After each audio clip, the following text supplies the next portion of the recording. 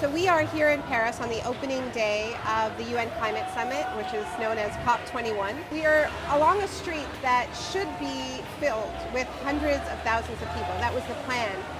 Organizers were estimating that they might even have 1 million people to demand climate action and climate justice, much bolder than what politicians are delivering on the opening day of the summit, to say we have our red lines, and those red lines are the deal has to be equitable, it has to be legally enforceable, it has to be ambitious. We know that we can get to 100% renewable energy. We know that we can do it much faster than our politicians are telling us, so let's do it now. That was the plan. And then came the attacks of November 13th. And after that, the French government declared a state of emergency. Obviously, security is a huge issue in France, but the French government has really pushed that to eliminate protests during the COP. They said that they canceled that march. They canceled protests, demonstrations, anything they described as an outdoor activity. So really what we're seeing here is a show of defiance, because there are 5,000 people in the streets.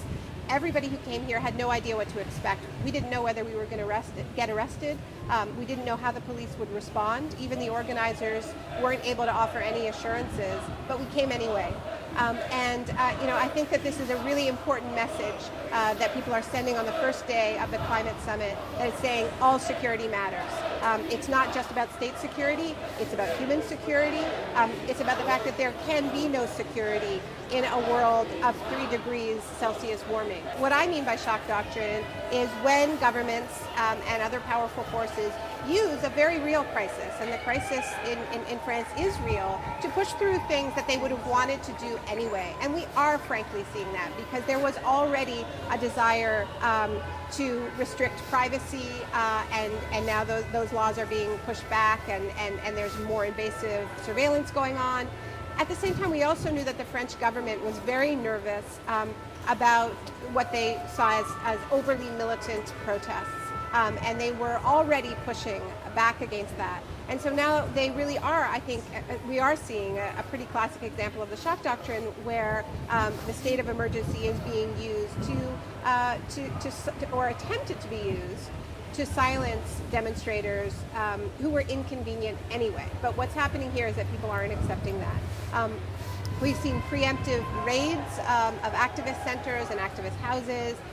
24 activists have been put under house arrest for the duration of the summit, a kind of a pre-crimes unit that we're seeing, where people are being arrested for things they haven't done yet. So this is the sort of atmosphere under which this demonstration is taking place. Well, when you go to a UN climate summit, they're incredibly bureaucratic, right? I mean, the language is, if you're not a climate wonk, it's very hard to understand all of these United Nations acronyms, UNFCCC and IPCC, and all of this, and that's just the easy stuff. Then you have the temperature targets, the emission reduction targets, but underneath all of that jargon, all those acronyms, all those numbers, are human lives. I mean, that is what is being debated: lives, livelihoods, ancient cultures, traditions. When island nations in the Pacific, low-lying island nations, say we need a temperature target of 1.5 to survive, which is the slogan of island nations during previous summits, they are fighting for. This is the most essential fight that you can imagine, right? When the target of 2 degrees was set in Copenhagen in 2009, many African delegates marched through the halls of the conference center and said that it was a death sentence for Africa, because it would get so hot that the land would become unlivable. We are in this moment in Paris of grief, of mourning, where the loss of certain lives is highly, highly visible. And this isn't about saying that that shouldn't be so, that there is anything wrong with those expressions of grieving. In fact, they're incredibly important. They're an expression of the value of life. But I think what needs to happen during the summit is that circle of mourning, that circle of valuing life, has to be enlarged to include everyone.